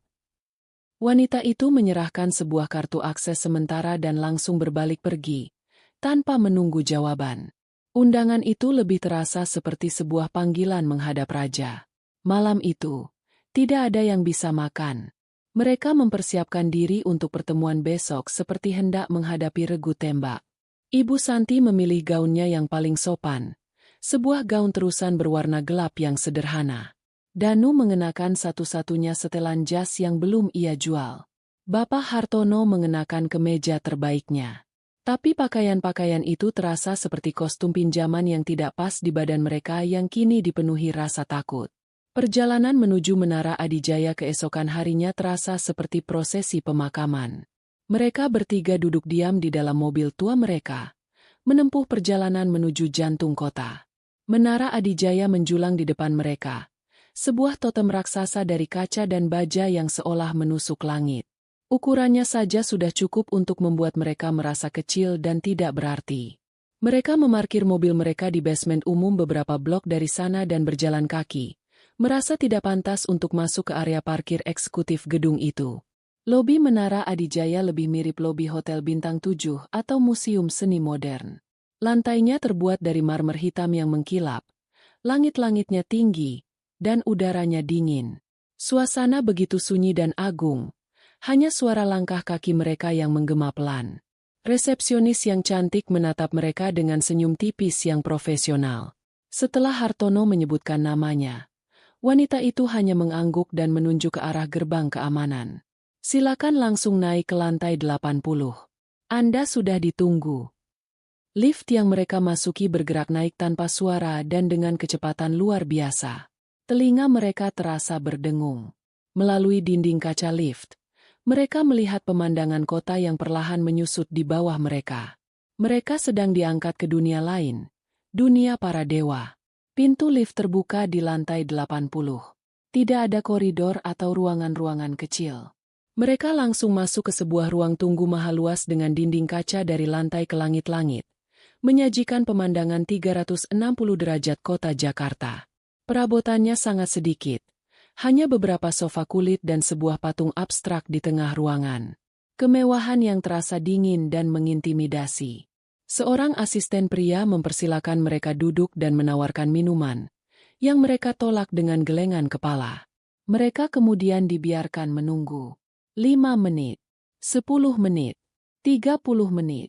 Setiap menit yang berlalu menambah beban di pundak mereka. Ini adalah permainan kekuasaan. Mereka dibuat sadar akan posisi mereka yang tidak berarti. Akhirnya, setelah hampir 45 menit menunggu dalam keheningan yang menyiksa, asisten itu kembali. "Mari, silakan ikut saya." Ia menuntun mereka melewati sebuah pintu besar dan masuk ke dalam sebuah ruang rapat yang mungkin lebih besar dari seluruh lantai dasar rumah mereka. Sebuah meja kayu panjang yang terbuat dari satu potong kayu utuh membentang di tengah ruangan. Ada sekitar 30 kursi kosong di sekeliling meja itu.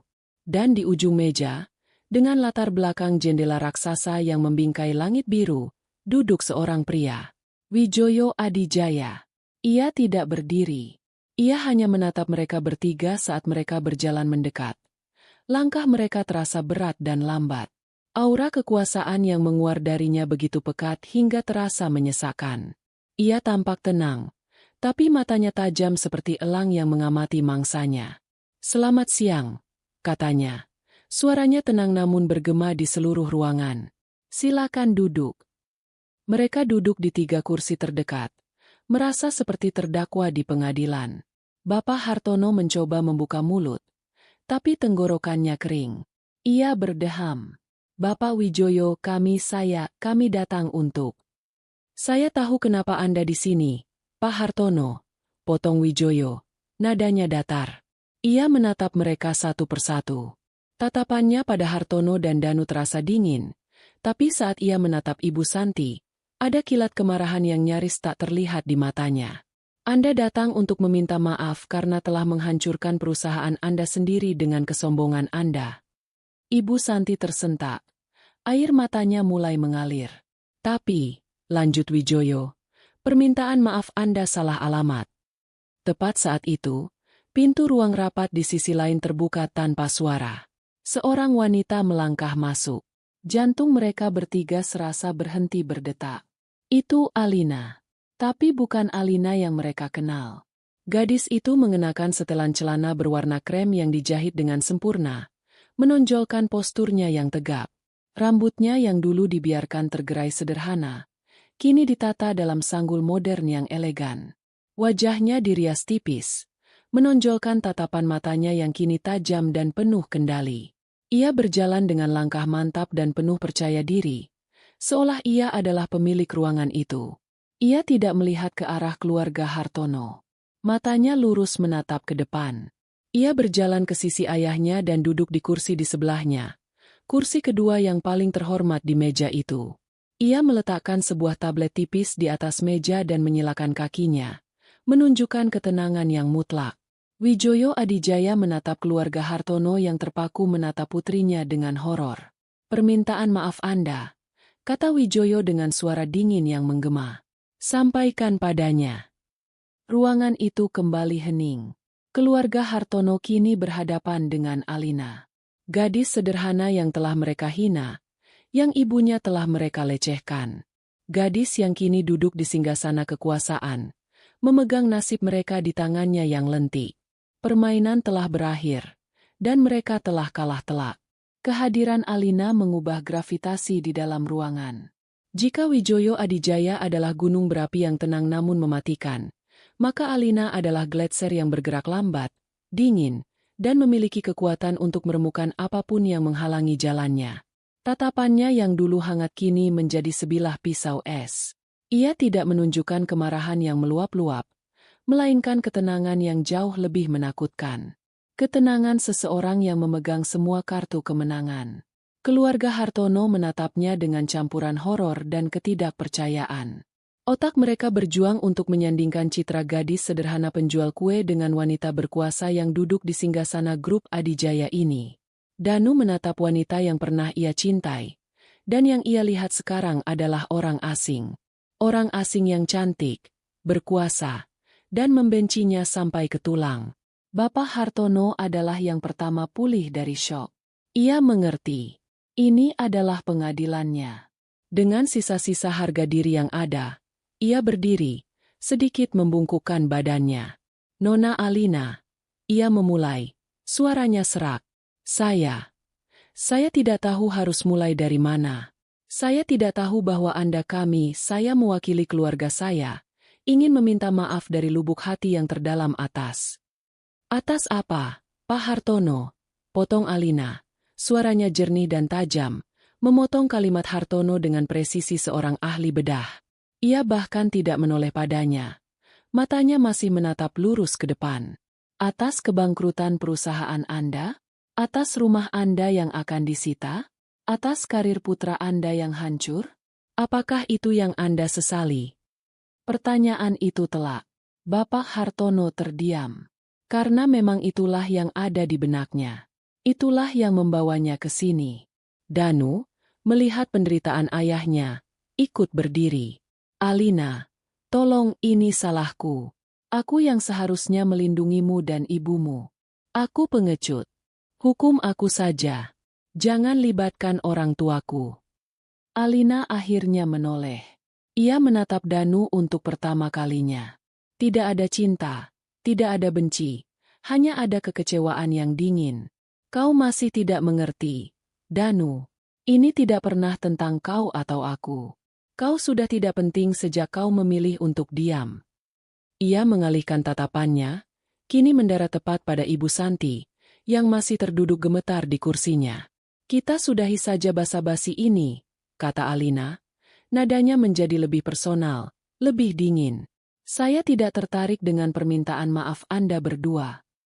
Ia mencondongkan tubuhnya sedikit ke depan. Saya hanya ingin bicara dengan Anda, Ibu Santi. Ibu Santi tersentak seolah disetrum. Semua mata kini tertuju padanya. Saya ingin Anda menceritakannya lagi, kata Alina pelan. Ceritakan pada saya apa yang terjadi di hari pernikahan itu. Setiap detailnya. Saya ingin mendengarnya dari sudut pandang Anda. Ini adalah sebuah siksaan. Alina tidak hanya ingin permintaan maaf. Ia ingin Ibu Santi menghidupkan kembali perbuatannya yang paling memalukan, di depan suami dan anaknya, dan di hadapan ayah dari gadis yang telah ia hina. Saya. Ibu Santi tergagap. Air mata mengalir deras. Saya hilaf. Nona. Saya marah. Marah karena apa? Desak Alina. Tidak memberinya ruang untuk bernapas. Karena beberapa tetes kuah sup mengenai gaun mahal Anda? Apakah harga gaun Anda lebih mahal daripada harga diri ibu saya? Tidak. Tentu tidak. Saya hanya. Anda hanya apa? Suara Alina menajam. Anda merasa lebih superior, bukan? Anda memandang kami rendah. Anda berpikir kami adalah keluarga miskin dari kampung yang bisa Anda injak-injak sesuka hati. Anda tidak tahan melihat putra kebanggaan Anda menikah dengan gadis yang menurut Anda tidak sepadan. Jadi, saat ada kesempatan sekecil apapun, Anda menggunakannya untuk mempermalukan ibu saya. Untuk menunjukkan siapa yang berkuasa. Iya kan? Alina membongkar semua isi hati Ibu Santi yang paling busuk, memaparkannya di atas meja rapat yang dingin itu. Setiap kata adalah paku yang menancap di peti mati kesombongan Ibu Santi. Ibu Santi tidak bisa menjawab. Ia hanya bisa menggelengkan kepalanya dalam tangisan yang histeris. Seluruh pertahanannya hancur. Yang tersisa hanyalah penyesalan yang mentah dan menyakitkan. Saya ingin Anda meminta maaf, lanjut Alina. Tapi bukan untuk perusahaan Anda. Bukan untuk menyelamatkan rumah Anda. Lupakan semua itu. Saya ingin Anda meminta maaf atas satu hal saja. Saya ingin Anda meminta maaf karena telah menyiram seorang wanita tua yang tidak bersalah, yang niatnya hanya ingin berbuat baik, dengan semangkuk sup panas. Wijoyo Adijaya, yang sedari tadi hanya dia mengamati, kini menatap Ibu Santi dengan tatapan yang bisa membekukan lahar. Ia membiarkan putrinya mengambil alih pengadilan ini. Ibu Santi, dengan sisa tenaga yang ada, mencoba berdiri. Kakinya gemetar hebat hingga Danu harus membantunya. Ia menatap Alina, tatapan yang kini penuh dengan permohonan yang tulus. Nona Alina, isaknya. Maafkan saya. Saya bersalah. Saya adalah manusia yang jahat. Saya iri. Saya sombong. Saya telah melakukan hal yang tak termaafkan pada ibu Anda. Saya tidak pantas diampuni. Saya pantas mendapatkan semua ini. Saya minta maaf, saya benar-benar minta maaf. Ia membungkukkan badannya dalam-dalam. Sebuah gestur yang tidak pernah ia lakukan seumur hidupnya. Alina menatapnya tanpa ekspresi selama beberapa saat. Ruangan itu sunyi senyap. Hanya diisi oleh isak tangis Ibu Santi. Permintaan maaf Anda, kata Alina akhirnya, memecah keheningan. Tidak saya terima. Harapan yang baru saja tumbuh di hati keluarga Hartono langsung padam. Karena bukan saya yang berhak menerimanya, lanjut Alina. Ada satu orang yang harus mendengar langsung permintaan maaf itu dari mulut Anda. Satu orang yang lukanya jauh lebih dalam daripada sekadar luka bakar di kulit. Ia bersandar di kursinya. Saya akan memberikan Anda satu kesempatan. Bukan untuk mendapatkan kembali kekayaan Anda, tapi untuk mendapatkan kembali sedikit dari martabat Anda yang hilang. Ia menatap Ibu Santi lurus di mata. Besok pagi, jam 10, datanglah ke tempat di mana Anda seharusnya menjadi besan saya. Ke rumah sederhana yang Anda hina. Temui ibu saya, dan mintalah maaf padanya. Bersujudlah jika perlu. Hanya jika dia, Ibu Riana, mengatakan dari mulutnya sendiri bahwa dia memaafkan Anda, maka saya akan menghentikan ini semua. Tapi, tambah Alina, sebagai penutup, saya tidak akan membantu kalian bangkit. Saya hanya akan berhenti menekan kalian. Kalian harus memulai semuanya lagi dari nol. Anggap itu sebagai harga dari semangkuk sup yang telah Anda tumpahkan. Ia berdiri. Pertemuan selesai. Tanpa menoleh lagi, ia berjalan keluar dari ruang rapat, meninggalkan keluarga Hartono yang terpaku dalam campuran antara kelegaan dan ketakutan akan ujian terakhir mereka. Mereka telah diberi jalan keluar, tapi jalan itu adalah jalan yang paling memalukan dan paling berat. Mereka harus kembali ke titik awal kesalahan mereka dan menghadapi korban dari kesombongan mereka secara langsung. Pagi itu, langit tampak labu, seolah ikut merasakan ketegangan yang menyelimuti keluarga Hartono. Mereka tidak lagi menaiki mobil tua mereka. Mobil itu sudah ditarik oleh pihak leasing kemarin sore. Mereka bertiga naik taksi online menuju alamat yang mereka kenal betul. Alamat apartemen sederhana yang dulu begitu mereka pandang rendah. Perjalanan itu adalah sebuah ziarah penyesalan. Setiap sudut jalan yang mereka lewati membangkitkan kenangan yang menyakitkan. Ibu Santi duduk diam menatap keluar jendela. Tangannya mencengkeram tasnya erat-erat. Ia tidak membawa hadiah atau buah tangan. Alina, melalui asistennya, sudah berpesan dengan jelas. Datanglah dengan tangan kosong, tapi dengan hati yang penuh penyesalan. Apartemen itu tampak sama seperti dulu. Sederhana, sedikit kusam, namun bersih. Saat mereka berdiri di depan pintu unit Alina, jantung mereka berdebar kencang. Inilah pintu yang sama yang pernah mereka masuki dengan kesombongan. Kini, mereka datang sebagai pemohon. Bapak Hartono menekan bel. Tak lama kemudian, pintu terbuka. Yang membuka bukanlah Alina, melainkan Ibu Riana sendiri. Ia mengenakan daster katun sederhana, sama seperti yang biasa ia kenakan. Wajahnya tampak tenang, ada senyum tipis di bibirnya. Meski sorot matanya menunjukkan kesedihan yang tak bisa disembunyikan. Bekas luka bakar di lengannya masih tampak samar-samar. Melihat wanita yang telah ia sakiti berdiri di hadapannya, ketegaran Ibu Santi runtuh seketika. Tanpa diperintah, tanpa berpikir, ia langsung berlutut di lantai yang dingin di depan pintu. Ibu Riana, isaknya. Kepalanya menunduk hingga menyentuh lantai. Maafkan saya. Saya mohon. Maafkan saya. Bapak Hartono dan Danu berdiri kaku di belakangnya. Kepala mereka tertunduk dalam, diliputi rasa malu yang luar biasa. Ibu Riana tampak terkejut. Ia mencoba mengangkat tubuh Ibu Santi. Bu Santi, jangan begini. Bangun, Bu. Ayo masuk dulu. Tapi Ibu Santi menolak untuk bangkit. Tidak, Bu. Saya tidak akan bangun sebelum Ibu memaafkan saya. Saya telah menghina Ibu. Saya telah menyakiti Ibu. Saya manusia paling jahat. Hukum saya, Bu. Maki saya.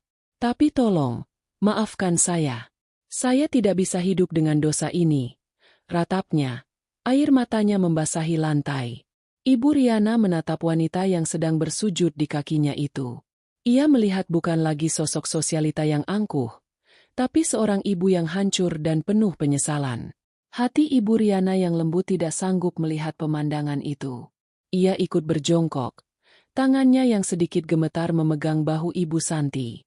Bangunlah, Bu Santi, katanya dengan suara lembut. Saya sudah memaafkan Ibu. Sejak hari itu juga, saya tidak pernah menyimpan dendam. Ia membantu Ibu Santi berdiri. Mereka berdua,